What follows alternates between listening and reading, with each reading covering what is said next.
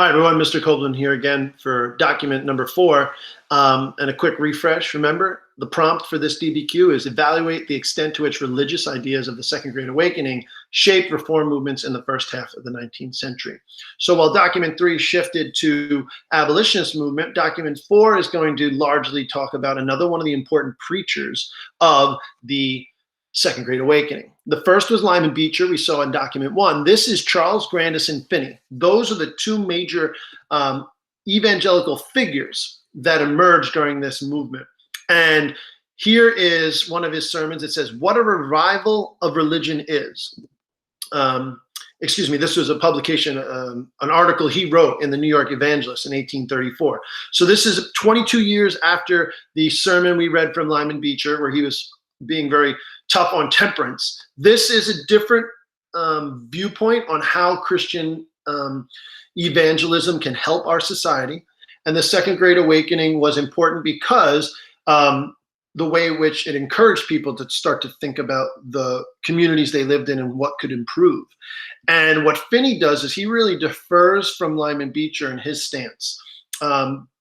Finney largely approved of women's participation in the faith, and I'll even encourage them to preach, whereas Beecher viewed that as not something that should be allowed.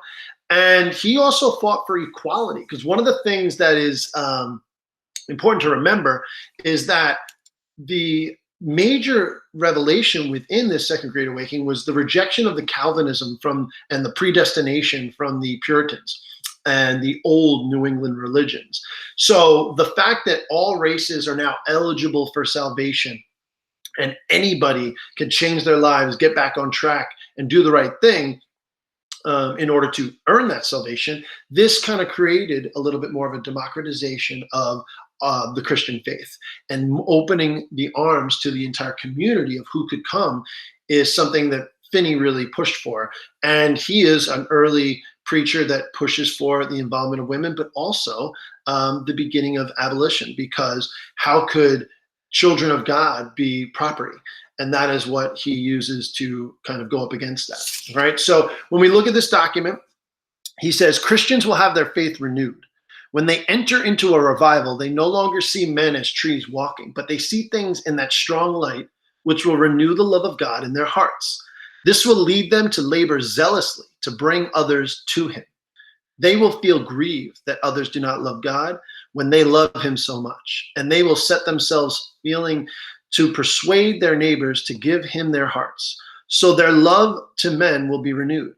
They will have a longing desire for the salvation of the whole world.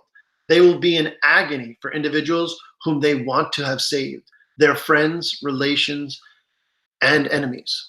All right, so this opening stanza here within this excerpt really focuses on the call to action for all Christians. If you are a God-fearing and God-loving individual in this revival, well, what does the revival do? It takes your faith and puts it into practice and into action. And it's no longer a passive thing that you look inward and pray for, but rather an action of how are you going to help others? How are you going to bring others to the faith? So this is an important distinction between the old way of a revival. And this is really encouraging for many people in this moment. The people that he's trying to bring into the faith are hearing this message, and it's much more welcoming than prior generations that have always talked about these strict adherence to rules of the old Puritanism.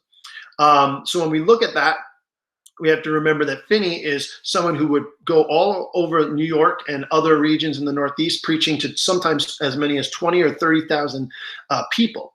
So he was quite a performer, and he's trying to use those as opportunities to send these people back into the communities to do good work. And the key thing here, I think, is looking at, he says, they will be in agony for individuals whom they want to have saved, their friends, relations, and enemies. So there is no one that you should view that is beneath God's salvation. And that is a motivating factor in your effort to try and spread the message and spread the good word and spread the gospel to as many people as possible. And that's also how it applies to women and all races, therefore making slavery something that is abhorrent and nothing that we could tolerate in a Christian society based on Finney's arguments. He then goes on to say, a revival breaks the power of the world and sin over Christians. It brings them to such vantage ground that they get a fresh impulse towards heaven. They have a new foretaste of heaven and a new desires after union to God. And the charm of the world is broken and the power of sin overcome. The worst part of human society are softened and reclaimed and made to appear as lovely specimens of the beauty of holiness.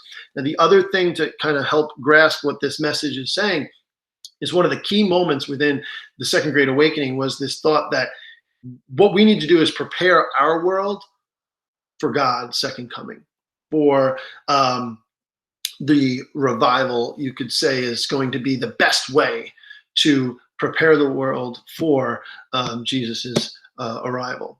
And with that, that was their motivating factor to wanting to improve the world. Don't just care about yourself. That is important, but make your community better. Make everyone around you know the message. And he is saying that the hardened nature that we see within our society, all the failures within our society, we can point to a lack of God in people's lives. So spreading that message will do what we want it, and that is to make sure God is helping and our society is improving based on what Christians know and Christian love, and that we can overcome sin and overcome our human failings by making sure we get more and more people involved in this revival. So a revival of religion, this is one who is the intended audience you need to think of. And one of the key factors often is, who is this appealing to? This is appealing to not only those who already view themselves as Christians, but it's also enticing to those that maybe are hearing this for the first time, that they are going to be welcomed into a larger movement and they can be part of something that's bigger than themselves. Instead of reflecting on, am I a good person or not? Well, if not, you can start now. And that is what made this new brand of revival Christianity so popular, and in that it was spreading throughout the country. This Protestantism of an evangelical nature of spreading the word, and anyone is possible of receiving God's salvation, was a very positive message compared to prior generations of their efforts of revival. All right, please answer the question at the end of the video. Take care.